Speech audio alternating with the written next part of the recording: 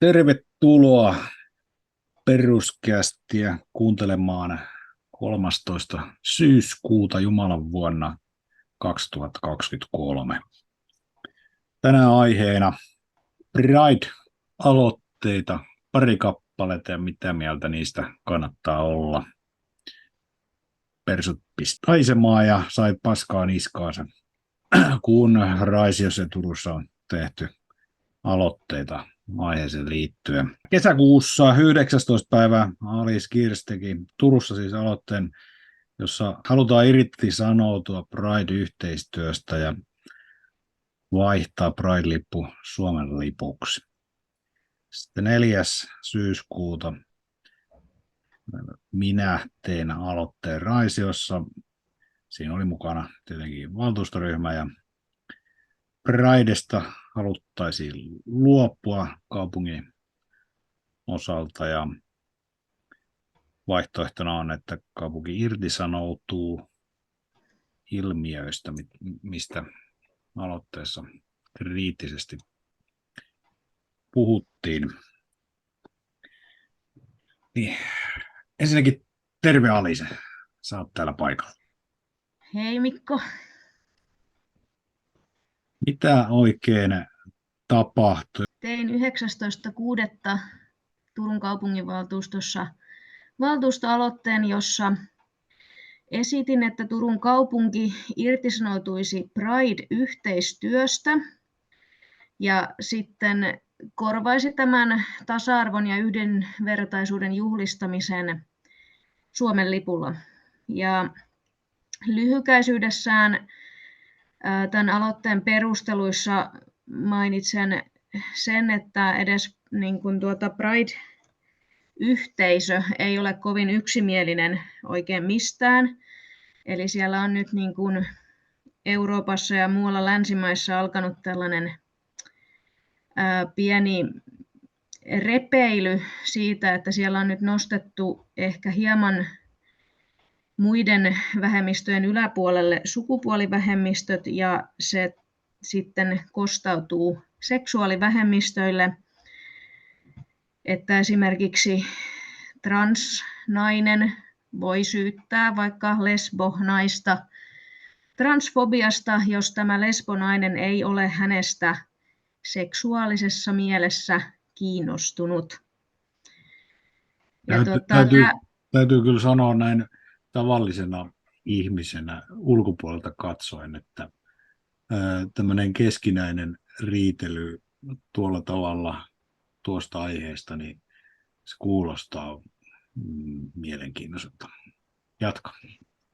Joo, se on hyvin mielenkiintoista. Eli siellä on nyt vähän niin kuin tämmöistä pientä repeilyä näiden kahden ryhmän välillä. Toki suurin osa tulee ihan hyvin toimeen, mutta sitten osa ei, ja se on hyvin äänekäs se pieni osa, kun ei tule toimeen. Ja niin kauan kun Pride-liikkeen sisällä ei olla yksimielisiä, niin on vähän hassua tavallaan, että Turku tai muutkaan kaupungit osallistuisi tämmöiseen, kun siellä harjoitetaan niin sanotusti sisäistä sortoa seksuaalivähemmistöjä kohtaan. Niin sen takia tätä esitin, että totta kai haluan tasa-arvoa ja yhdenvertaisuutta edistää ja sitä saakin juhlia, mutta kaupunki voisi osallistua siihen sit Suomen lipulla, koska Pride-liikkeen sisällä ei olla oikeastaan kauhean yksimielisiä edes siitä, että mitä lippua pitäisi käyttää. Tämä oli varmaan lyhykäisyydessään tämä asia. Ja sä ajoitit sen vähän niin kuin ennakkoon, että olisi ainakin ajoissa liittyen tuohon Prideen. Milloin se Pride nyt tarkalleen, miten sitä vietettiin? No siis koko kesähän vietetään Pridea eri aikoihin eri paikoissa, mutta Turussa se oli sitten tuossa, oliko nyt elokuussa. Aha, okei. Okay. Milloin Helsingissä sitten on? Olisiko siellä ollut vähän aikaisemmin vai myöhemmin? Okay. Mä en hirveästi Helsinkiä seuraa. Okei, no mitäs reaktiota tuli sun aloitteeseen? Pelihousut revittiin ja itkua. Joo, no siellä salin vasemmalla laidalla tämä Vasemmistoliiton uusi kansanedustaja Timo Furuholm tietysti repi pelihousunsa saman tien. Jalkapalloilija. Juuri hän. Ja hän twiittasi siitä sitten aika nopeasti Twitterin, että persut siellä taas on homofobisina ja transfobisina, vaikka siinä aloitteessa itsessään ei ollut todellakaan mitään, että sehän siis puolusti nimenomaan seksuaalivähemmistöjen oikeuksia. Ja kyllähän se nyt tietysti aiheutti siellä yhteys toista tämmöistä paskamyrskyn kaltaista. Ihan mielenkiintoinen tämmöinen yhdistelmä, että sua seksuaalivähemmistön edustajana syytetään seksuaalivähemmistöfobiasta. Joo, no, mutta se on, kato, jos ei sitä kirjoita siihen aloitteeseen, niin kaikki olettaa siellä heti, että on hetero se, kuka tekee sen aloitteen, mikä on tietysti vastoin kaikkia, mitä he itse sitten siellä kuitenkin koko ajan mainostaa tekevänsä, että ei saa olettaa kenenkään seksuaalisuutta. No niin. Mutta näinhän ne juuri tekivät. Oli kiire julistamaan. Kyllä. Okei. Raisiossahan se homma meni silleen, että perustelut aloitteelle luopua kaupungin osalta siitä, niin oli se, että se on muuttunut poliittiseksi se koko liike, kun sieltä on käytännössä porvari-puoli potkittu yhteistyökumppaneista pois. Joten se on vihervasemmista, mikä nyt oikeastaan on se, siinä on ikään kuin todelliset karvat tullut lopullisesti esiin. Vähän niin kuin perhonen kuoriutunut kotelosta. Näinhän se on. Niin, sateenkaarin väreissä tai punaisissa.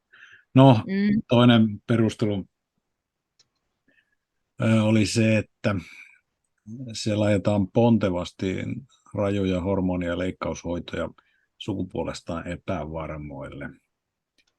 Ja se ei ole ollenkaan mitenkään lääkärien yksiselitteisesti hyväksymään. Ja tiedetään, että osa on lähtenyt näihin hoitoihin ja katunut myöhemmin. Ja mä itse, mitä nyt on lääkäreiden puheita kuunnellut, niin ymmärtänyt sen asian heidän näkökulmansa niin, että jos teini-ikäisenä tulee tällainen, etenkin tytöille sitä tulee, niin tämmöinen halu olla poika, niin se voi olla ennemminkin muoti-ilmiö. Vähän niin kuin suggestio, joka on saatu kavereilta. Ja jos samanlainen halu on jo lapsuudesta peruja, niin silloin se voi olla traumoista johtuvaa, koska usein takana on paljon traumoja ja tämmöisiä psykologisia traumoja pitää tietenkin hoitaa psykologisesti eikä mennä vaihtamaan sukupuolta. Niin tavallaan oireita halutaan hoitaa leikkauksilla ja hormoneilla, kun pitäisi syihin tarttua. Ja sitten on vielä ongelma tämä lapsi drag showt, missä vanhat ukot tuijottaa, kun pienet lapset keikistelee vähissä vaatteissa. Ihan sairasta, mutta Helsingissä semmoinen elokuva kaupungin puolesta haluttiin näyttää ja kohun mieltä se sitten peruttiin ja vasemmisto oli sitä puolustamassa. Kyllä se nyt vaan olisi pitänyt näyttää, ei siinä ole mitään ja tuntuu käsittämättömältä setiltä, niin mielestäni tuossa on jo riittävästi syytä, että periaatteessa pitäisi kaupungin olla puolueita, niin se ei lähde sompailemaan tuollaisissa minkään aatteen puolesta. Ja vaihtoehdoksi aloitteessa tosiaan sitten esitettiin, että joko ei osallistu Prideen tai sitten selkeästi irtisanoutuu näistä ikävistä ilmiöistä, jotka liittyy lapsiin ja nuoriin, jotta suojellaan lapsia. Sehän se oleellista noissa on, että ei lähdetä ikään kuin juhlimaan ja sitten tulla aiheuttaneeksi vahinkoa sellaisille, jotka ymmärtää asiat kannaltaan haitallisesti. Mutta tässä oli tämä aloite ja mitä siitä sitten seurasi? Se oli oikeastaan, kun mä pääsin omalle paikalle ja mun jälkeen tuli toinen aloitteen tekijä siellä valtuuston kokouksessa ja kertoi oma aloitteensa ja hän pääsi paikalle, niin sitten tuli käsinkirjoitetun paperin kanssa Vasemmistoliiton valtuutettu kertomaan oman aloitteensa, niin siinä vaiheessa arvasi heti, että no niin, siinä on tehty vasta-aloite muun aloitteelle. Ja siinä ehdotettiin, että joku sukupuolivähemmistölippu pistetään tämän sateenkaarilipun lisäksi liehumaan. Siinä on sitten kaupungilla miettimistä, että mitä niiden aloitteiden kanssa tekee. Kokouksen jälkeen sitten demareiden nuori valtuutettu kirjoitti. Miten sä kuvailisit? Sä luit tuon Aleksi Suron kommentin, niin mitä sulle nyt tuli mieleen siitä? No, mulla tuli mieleen, että hän ei ehkä ollut ihan nyt perillä siitä, mitä sun aloite ylipäätään niin kuin sisälsi. Et ilmeisesti hän ei ollut otsikkoa pidemmälle päässyt, mikä nyt ei yllätä, mutta siis hän puhuu ihan eri asiasta kuin mistä se sun aloite. Et eihän siinä oltu niinku kieltämässä niinku Pride-tapahtumaa, vaan siinä oltiin niinku, pyydetään kaupunkia harkitsemaan, että voiko semmoiseen osallistua, jos niinku siellä on tavallaan sisäisiäkin ristiriitoja ja semmoisia niinku kyseenalaisia asioita, joista ei olla yksimielisiä ylipäätään. Joo, täällä Suro kommentoi esimerkiksi, että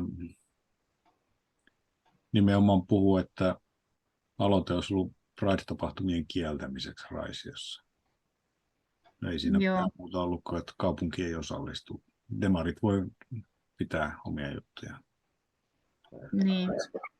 Ja sitten aloitteessa väitettiin muun muassa sitten nämä sukupuolenvaihdosongelmat ja drag tai sun muut. No ehkä se haluttiin esittää vähän negatiivisessa mielessä, mutta no, nuo on faktoja. Tuommoisia tarinoita on, piste. Mitäs tässä olisi joku hyvä läppä, jonka suoraan tästä lukisi? Täällä on ehdoton ei Pridein ja yhdenvertaisuuden sanoman rajoittamiselle. Kenenkään ei tule kestää syrjiviä kautta toiseuttavia toimia, jolla pyritään vaientamaan oikeuksiaan puolustavat vähemmistöt. Kaikki on varmaan juuri sellaisia. Tämähän on just niin kuin aiheen vierestä. Ei tässä pyritä nyt estämään ketään, etteikö saisi niin kuin ilmentää omaa sukupuoltaan tai seksuaalisuuttaan niin kuin lain sallimissa rajoissa, kun hän nyt ei ihan alasti marssita missään. Mutta siis tässähän niin kuin siinä alkuperäisessä aloitteessahan nimenomaan halutaan, että kaupunki niin kuin ei osallistu semmoiseen, mikä ei ole tavallaan edes niin kuin, että missä on sisäisiä ristiriitoja jo itsessään. Että Pride-liikkeen sisällähän on syrjintää muun muassa seksuaalivähemmistöjä kohtaan. Se on aika jännä paradoksi. Että on, ja halutaanko me niin kuin olla mukana, tai niin kuin, että haluaako kaupungit olla mukana tukemassa ja osallistumassa semmoiseen toimintaan, missä harjoitetaan niin kuin sisäistä syrjintää. yhtä vähemmistöä tai varmaan muitakin, mutta siis nyt omalta kohdaltani tietysti, kun ajattelen tätä nyt seksuaalivähemmistön edustajan roolissa, niin kyllähän se vähän kyseenalaista on, että kyllä se Suomen lipun alle mahtuu kaikki. Ei tarvitse riidellä. Joo, tästä tulee mieleen joku esimerkiksi katolisen kirkon inkvisitio ja tällaiset, kun on tarpeeksi kokee olevansa suuren hyvyyden asialla, niin saa syrjiä muita. Se niin kuin syrjiminen tulee sallituksi. Esimerkiksi puhutaan jostain kommunismista ja tällaisesta, niin eihän se ollut, no okei, se syrji kapitalisteja, mutta muutenhan siihen sisältyi kaiken maailman internationaaleja ja tämmöisiä niin kuin proletariaattiyhdistys ympäri maailmaa. Mutta kyllähän se esimerkiksi Neuvostoliitossa, niin se oli ihan täysin natsistinen omalla lailla, että siellä venäläiset nostettiin muiden yläpuolelle, ja koska kaikki muut tuli epäilyttäviä. Ja kun on tarpeeksi suuri hyve ajettavana, niin sitten saa syrjiä muita, vaikka julistaisi päinvastaista. Joo, mulla tuli mieleen niin kuin se, että kun ehdotettiin tätä, että Pride-lipun, perinteisen sateenkaarilipun lisäksi nostettaisiin sitten tämä sukupuolivähemmistöjen lippu, niin siinähän ei ole sinänsä mun mielestä mitään tarvetta, että kun tämä sateenkaarilippuhan ei ole, niin kuin, ne raidathan eivät symboloi eri seksuaalisia suuntauksia tai mitään tällaista, vaan ne on niin kuin, symboloi harmoniaa ja luontoa ja aurinkoa ja kaikkea, niin kuin, siis niillä oli ihan omat tämmöiset, niin kuin, että sehän ei liity niin kuin oikeastaan mihin niin kuin, varsinaisesti sillä tavalla, että sehän sopisi niin kuin periaatteessa edustamaan ihan kaikkia, mutta kun siellä nyt on näitä, kun haluaa väkerellä lippuja kaikille mahdollisille vähemmistöille ja vähemmistöjen pienille osavähemmistöille, niin kyllähän sitten tietysti vähän, meiltähän loppuu Suomesta lipputangot kohta kesken. Joo, se niin kun, kuvastaa se Pride-lippu arvoja, ei ihmisryhmiä. Niin. Joo, se oli sitten tosiaan, kun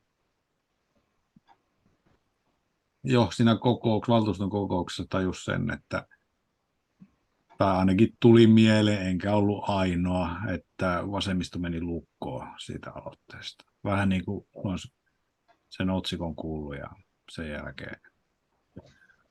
jälkeen ei pystynyt ottaa ainakaan puolueettomasti asioita vastaan.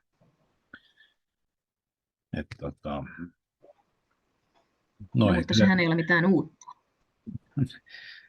Niin, nämä on tämmöisiä tunteita herättäviä herkkiä aiheita. Joo, mutta ne tarvitsisi kyllä pientä harjoittelua siihen, että he ihan oikeasti niin kuin perehtyisi siihen, mitä he lukee, eikä automaattisesti katsoisi, että ai jaa, tämän on tehnyt persut ja siinä sanotaan Pride, tämän täytyy olla homofobinen tai jotain muuta. Niin. Joo, se on kyllä tavallaan hyvin yksinkertaista, mutta sille on tieteellinen peruste itse asiassa olemassa, miksi vasemmisto ajattelee niin. Amerikassa on tutkittu sitä ja todettu, että vasemmiston mielikuva oikeistosta on hyvin yksisilmäinen ja tämmöinen tavallaan demoninen. Ne oli tehnyt semmoisen kokeen, että ne oli käskenyt oikeistolaisten teeskennellä vasemmistolaista ja päinvastoin. Oikeistolaiset osas matkia vasemmistoa, mutta toisinpäin se ei onnistu. Ne ei osannut niin kuin sanoa ja olla samalla lailla kuin oikeisto. Ja tämän oli, jos mä nyt en väärin sekoita tutkimuksia, niin tämän tutkimuksen oli tehnyt itse vasemmistolainen tutkija. Oh, aika mielenkiintoista.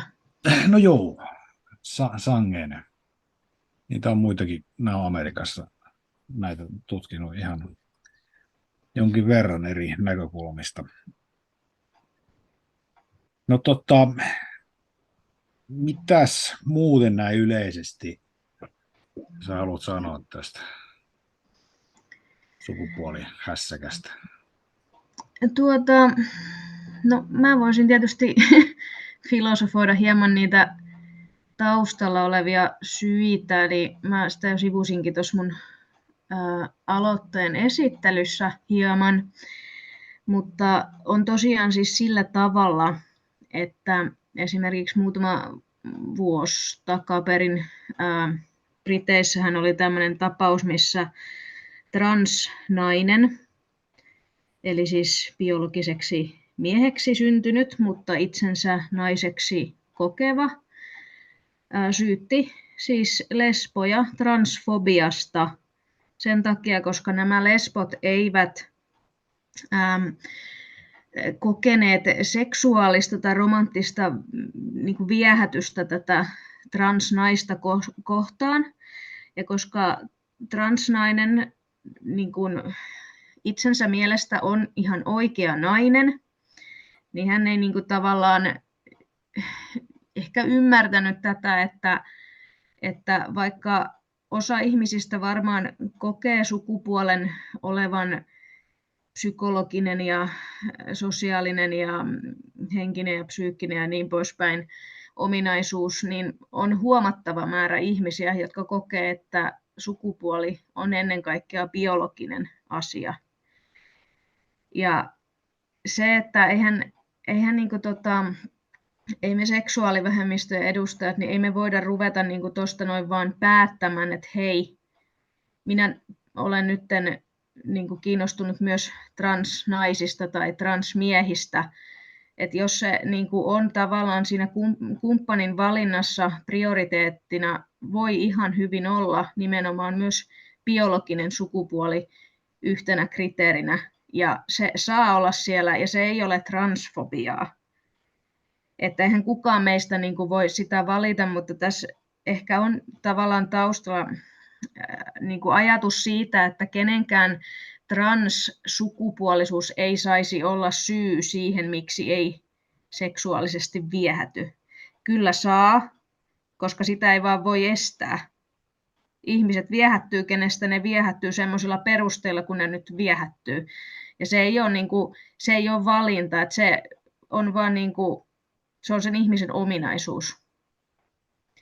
Ja tämä on ehkä semmoinen, mutta toki me voidaan, niin kuin, siis lähempääkin löytyy esimerkkejä, että eihän tässä nyt hirveän kauan ole, kun tämä oli tämä suomalainen transnainen Mona Bling. Olikohan se nyt, jos en väärin muista, niin Aamulehden haastattelussa, niin kertoi, että kun hän on käynyt sadoilla treffeillä ja koskaan ei tärppää ja se tyssää aina siihen yhteen asiaan, eli kun hän on transsukupuolinen, niin sitten hän ei kelpaa niin kuin miehille, koska miehet ei sitten niin kuin... Ja hän kysyi siitä, että minkä takia niin kuin se sukupuoli, niin kuin biologinen sukupuoli on sitten niin tärkeä. Niin kyllähän tässä nyt, niin kuin, että, no niin, voisi kysyä myös sitten Mona Blingiltä, että minkä takia hän on sitten käynyt korjaamassa sukupuoltaan miehestä naiseksi, jos se sukupuoli, minkä takia se on sitten niin tärkeä. Eli eihän se nyt voi olla silleen, että ainoastaan osalle porukasta niin kuin biologinen sukupuoli saa olla tärkeä, toisille ei. Saatko sä kiinni, mitä mä meinaan? Kyllä tuossa on niin kuin, tulee mieleen, mulla tulee aika monessa asiassa mieleen lapsuus, kun joku kiukuttelee jostakin, kun muut ei tee just niin kuin itse haluaa. Joo. Niin, tuossa on vähän sitä samaa, että eihän, puhutaan nyt niin kuin seksuaalisuus ja pariutuminen ja tämmöinen, niin nyt on kerta kaikkiaan aivan ihmisen perustoimintoja ja viettäjä, niin niistä ei lähdetä neuvottelemaan, että näillä Niin, mennään. niin että siinähän ollaan niin syvällä sitten ihmisen niin kuin henkilökohtaisessa elämässä, kun kumppania valitaan, niin se ei ole niin kuin kenenkään muun määriteltävissä, ei myöskään minkään sukupuolivähemmistön. Mm.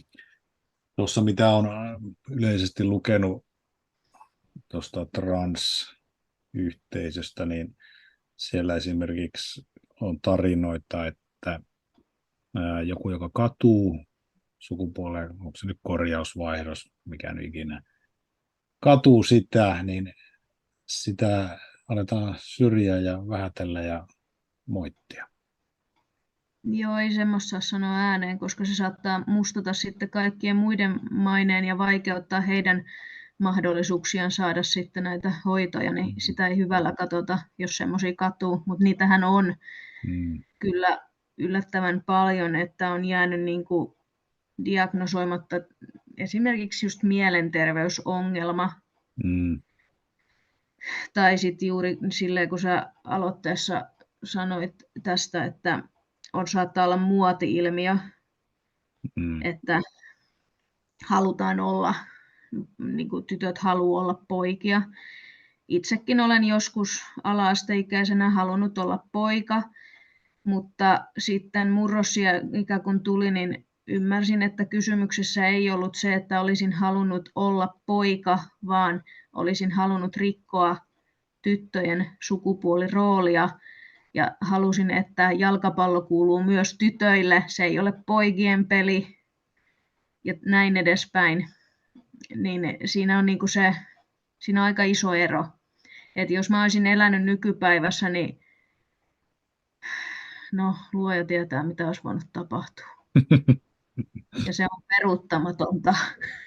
Se on peruuttamatonta. Joo, mulla tulee mieleen tuosta totalitaristisesta asenteesta, että se on niinku transkultti. Siellä ei hyväksytä eriäviä mielipiteitä, ei poliittisesti eikä niinku tällaisissa henkilökohtaisissa tilanteissa. Että se on kultti, siellä on tunteet ratkaisee, ei niinkään järki. No näinhän se on. Toki siellä on siis kyllä semmoisia niin kuin maltillisempiakin aika paljon, mutta siellä Niin on sitten varmasti. se osuus, joka on valitettavan äänekäs, kun sit rummuttelee näitä. Ja tosiaan sitten sekin, että kun piirit on pienet sekä sukupuoli- että seksuaalivähemmistöillä, niin se ulosjäämisen pelko, että jos sä sanot jotain eriävää, niin sä saatat menettää ikään kuin mahdollisuuden olla itsesi kaltaisten keskuudessa. Ja siinä tavallaan niin kuin, no, voi unohtaa parisuhdehaaveet, jos alkaa liian paljon olemaan eri mieltä tietyistä asioista. Joo, niinhän se varmasti tuossakin yhteydessä on, että äänekkäät vie sen niin kuin ilmatilan ja antaa itsestään isomman kuvan, mitä heitä oikeasti on. Ja toisaalta sitten varmaankin te näyttävät tuolla Prideissakin niin dominoivan.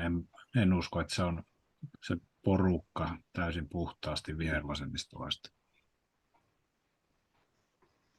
Joo, Mutta meillä on tässä pari minuuttia aikaa. Mitkä on ytimekkäät viimeiset terveiset sulla aiheesta kansalle? kansalle. No, mä voin osoittaa tälle pienelle kansan osalle, eli seksuaalivähemmistöille, älkää antako kenenkään tulla määrittelemään teidän puolestanne, kenestä teidän kuuluu pitää, varsinkaan mikään sukupuolivähemmistön edustajan ei saa antaa sitä määrittää. Se on jokaisen oma päätös ja valinta ja se ei kuulu kenellekään muulle.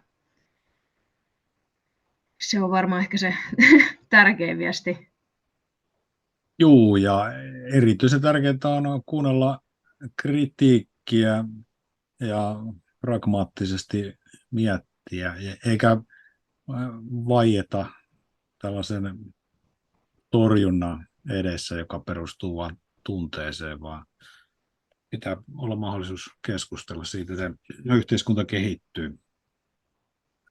Mutta minä kiitän, sinäkin varmasti kiität ja Kiitos. Juu, palaamme. Kiitoksia, moi. moi.